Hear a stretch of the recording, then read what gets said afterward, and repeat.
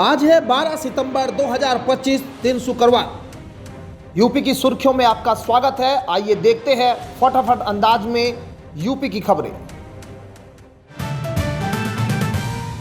उत्तर प्रदेश के किसानों के लिए खुशखबरी है। कृषि मंत्री सूर्य प्रताप शाही ने किसान क्रेडिट कार्ड और प्रधानमंत्री फसल बीमा योजना का दायरा बढ़ाने के निर्देश दिए हैं। उन्होंने बीमा कंपनियों और बैंक अधिकारियों की लापरवाही पर नाराजगी जताते हुए कार्रवाई की चेतावनी दी। मंत्री ने कहा कि प्रदेश के 2 करोड़ किसानों को सम्मान निधि मिली, लेकिन केवल 20.41 लाख ने ही बीमा कराया है, जो बेहद कम है। उन्होंने बाढ़ प्रभावित क्षेत्रों में फसल नुकसान का आकलन जल्द पूरा कर मुआवजा वितरण के आदेश दिए। साथ ही उर्वरक उपलब्धता सुनिश्चित करने के निर्देश भी दिए। उत्तर प्रदेश में 44,778 सरकारी पदों पर भर्ती की तैयारी तेज हो गई है। विभिन्न विभागों से प्रस्ताव उत्तर प्रदेश अधीनस्थ सेवा चयन आयोग को भेजे जा चुके हैं और जल्द ही अधिसूचना जारी होगी। सबसे ज्यादा भर्ती लेखपाल के 7,994 पदों पर होगी।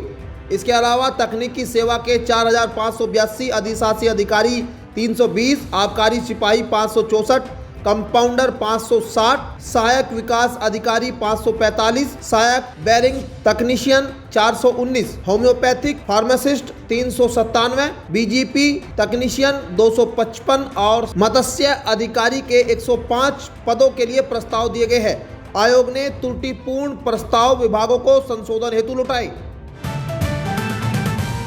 Uttar Pradesh power corporation limited ने नई बिजली कनेक्शन के लिए बड़ा बदलाव किया है। अब सभी नए कनेक्शन पर केवल स्मार्ट प्रीपेड मीटर ही लगाए जाएंगे। प्रबंध निदेशक पंकज कुमार के आदेश के अनुसार जिन क्षेत्रों में स्मार्ट मीटर लग रहे हैं, वहां खराब मीटर बदलने पर भार वृद्धि की स्थिति में भी प्रीपेड मीटर ही लगेंगे। हालांकि कृषि उपभोक्ताओं को इस नियम में छूट दी गई है। निगम अध्यक्ष डॉक्टर आशीष गोयल ने स्पष्ट किया है कि पुराने मीटर बदलने या खराब मीटर रिप्लेसमेंट पर उपभोक्ताओं से कोई अतिरिक्त धनराशि नहीं ली जाएगी।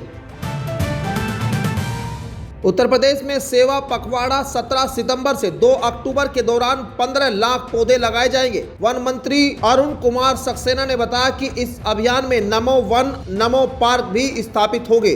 देसी किस्मों के पौधों को प्राथमिकता दी जाएगी और महुआ, बेल, चिरोजी जैसी स्थानीय प्रजातियां लगाई जाएगी। मंत्री ने जन भागीदारी पर जोर देते हुए स्वयंसेवी संगठनों, महिलाओं और विद्यार्थियों की सहभागिता सुनिश्चित करने को कहा। पौधारोपण ऐतिहासिक स्थलों और नई जगह पर होगा। साथ ही ग्रीन चौपाल के माध्यम से जागरूकता कार्यक्रम भी चलाए जाएंगे। विभागीय अधिकारियों को ट्री गार्ड और अन्य व्यवस्थाएं सुनिश्चित करने के निर्देश दिए गए।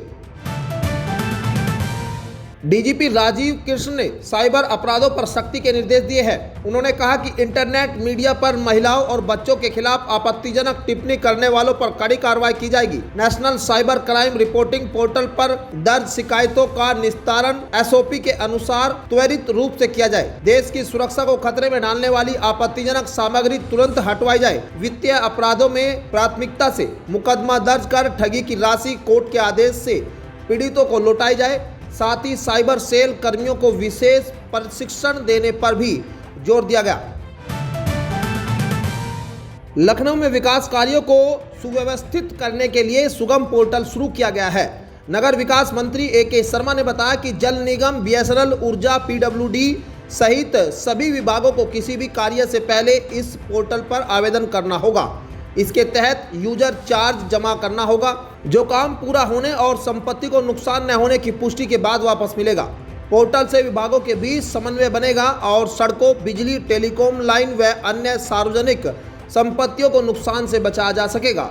इससे आम जनता को होने वाली दिक्कतों पर भी रोक लगेगी। उत्तर प्रदेश में लोक निर्माण विभाग ने सड़कों की मरम्मत अभियान शुरू कर दिया है। दिवाली से पहले 50,000 किलोमीटर लंबी सड़कों के गड्ढे भर दिए जाएंगे, जिस पर 400 करोड़ रुपए खर्च होंगे। साथ ही 22 सितंबर से पहले दुर्गा पूजा मार्गों को दुरुस्त करने के निर्देश दिए गए हैं। इस बार ज्यादा बारिश से सड़कों की हालत बिगड़ गई है और रिपोर्ट के अनुसार करीब 50,000 किलोमीटर सड़कों में गड्ढे हैं। इन्हें पैच रिपेयर के जरिए सुधारा जाएगा। पिछले साल विभाग ने इसी कार्य पर 340 करोड़ रुपए खर्च किए थे। उत्तर प्रदेश सरकार ने पेंशन को लेकर बड़ा फैसला लिया है। अपर मुख्य सचिव वित्त दीपक कुमार ने शासनादेश जारी कर स्पष्ट किया है कि पेंशन देने में अस्थायी वर्क चार्ज या दैनिक वेतन की अवधि नहीं जोड़ी जाएगी। उन्होंने पेंशन हकदारी अध्यादेश 2025 के पालन के लिए निर्देश दिए। कई अस्थायी कर्मचारियों ने कोर्ट में स्थायी अवधि की तरह पेंशन लाभ की मांग की थी, जिस पर सरकार ने स्पष्ट किया कि यह अवधि मान्य नहीं होगी। अध्यादेश को विधानमंडल सत्र में अधिनियम का रूप दिया जाएगा। इसका उद्देश्य पेंशन मामलों में एकरूपता और विवादों पर रोक लगाना है। वाराणसी में भारत और मॉरिशस के प्रधानमंत्रियों के बीच कई अहम समझौते हुए। पीएम मोदी ने कहा कि मॉरिशस भारत का अभिन्न अंग और नेबरहुड फर्स्ट नीति का स्तंभ है। भारत ने मॉरिशस की संप्रभुता की ऐतिहासिक जीत पर बधाई दी और विकास हेतु विशेष आर्थिक पैकेज की घोषणा की। इसके तहत बुनियादी ढांचा, स्वास्थ्य और रोजगार के अवसर मजबूत हो गए। भारत मॉरिशस को 100 इलेक्ट्रिक बसें देगा और वहां पहला जन औषधि केंद्र खोला गया। साथ ही आयुष अस्पताल, वेटरनरी स्कूल, शिक्षा व रिसर्च में सहयोग और स्थानीय करेंसी में व्यापार को बढ़ावा देने का निर्णय लिया गया है। हापुड़ जिले में गंगा एक्सप्रेसवे और ब्रज घाट के विकास कार्यों से जमीनों के दाम आसमान छू रहे हैं। गढ़ तहसील के 29 गांवों से गुजर रहे इस एक्सप्रेसवे के कारण जमीनें सर्किल रेट से 10 गुना तक महंगी हो गई। किसान ऊंचे दाम के चलते जमीन देने को तैयार नहीं है, जिससे औद्योगिक गलियारा, हेलीपैड और पर्यटन परियोजनाएं अधर में लटकी है। सरकार जहां सर्किल रेट से अधिकतम 4 गुना मूल्य देती है, वहीं मौजूदा दरें उससे कहीं अधिक है। भूमि संकट के कारण रोजगार और औद्योगिक विकास की योजनाओं पर भी असर पड़ रहा है। मेरठ करनाल हाईवे पर भूनी टोल प्लाजा का संचालन अब नई कंपनी सूर्या इंटरनेशनल ने संभाल लिया है। एनएचआई ने निविदा प्रक्रिया दूरी करने के बाद कंपनी को 3 माह के लिए टोल वसूली का ठेका दिया है। इससे पहले सेना के जवान से मारपीट की घटना के बाद पुराने ठेकेदार का अनुबंध रद्द कर 20 लाख का जुर्माना और 3.7 करोड़ की धरोहर राशि जब्त की गई थी। सूर्या इंटरनेशनल ने 12.77 करोड़ रुपए की बोली लगाकर ठेका अपने नाम किया है। स्थानीय लोगों को नई कंपनी से टोल प्लाजा की व्यवस्थाओं में सुधार की उम्मीद की जा रही है।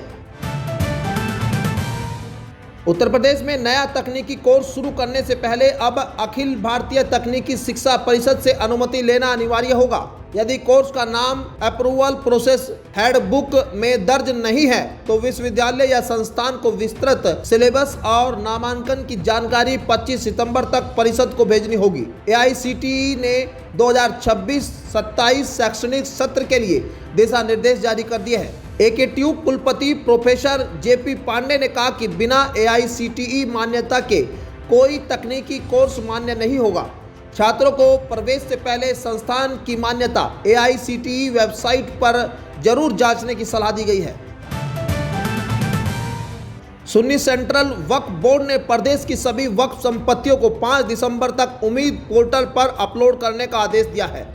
बोर्ड ने मुतवल्लियों और प्रबंध समितियों को चेतावनी दी है कि समय सीमा का पालन न करने पर कड़ी कार्रवाई होगी। यूपी में सुन्नी वक्फ बोर्ड की करीब 1.24 लाख संपत्तियां हैं। पोर्टल पर संपत्ति का स्थान, क्षेत्रफल, उपयोग और किराएदार की जानकारी दर्ज करना अनिवार्य है। इसका उद्देश्य अवैध कब्जे रोकना और आय में पारदर्शिता लाना है। मदद के लिए हेल्पलाइन नंबर और वीडियो गाइड उपलब्ध कराए गए हैं। बोर्ड ने धीमी प्रगति पर नाराजगी भी जताई।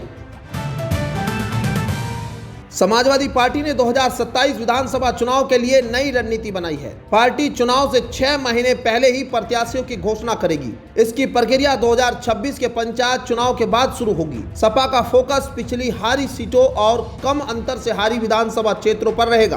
प्रत्याशी चयन में जातीय समीकरण और पंचायत चुनाव में प्रदर्शन अहम भूमिका निभाएंगे। पार्टी का मानना है कि समय से उम्मीदवार तय करने से तैयारी मजबूत होगी, गुटबाजी कम होगी। सपा 2022 में 111 सीटों और 2024 लोकसभा में 37 सीटों पर जीत हासिल कर चुकी है। 12 सितंबर को पूर्वी उत्तर प्रदेश के कई जिलों में भारी वर्षा होगी। गोरखपुर, संत कबीर नगर, बस्ती, कुशीनगर, महाराजगंज, सिद्धार्थनगर, गोंडा, बलरामपुर, श्रावस्ती, बहराइच और लखीमपुर खीरी समेत आसपास के क्षेत्रों में तेज बारिश की संभावना जताई गई है। विभाग ने लोगों को सतर्क रहने की सलाह दी है। वहीं 13 सितंबर से बारिश में थोड़ी कमी आने के आसार है। इस दौरान प्रदेश के उत्तरी हिस्से को छोड़कर अधिकतर स्थानों पर मौसम शुष्क या हल्की बारिश वाला रहेगा। तो ये थी आज की 15 फटाफट खबरें। अगर आपको वीडियो पसंद आया तो वीडियो को लाइक, शेयर व कमेंट जरूर करें। धन्यवाद।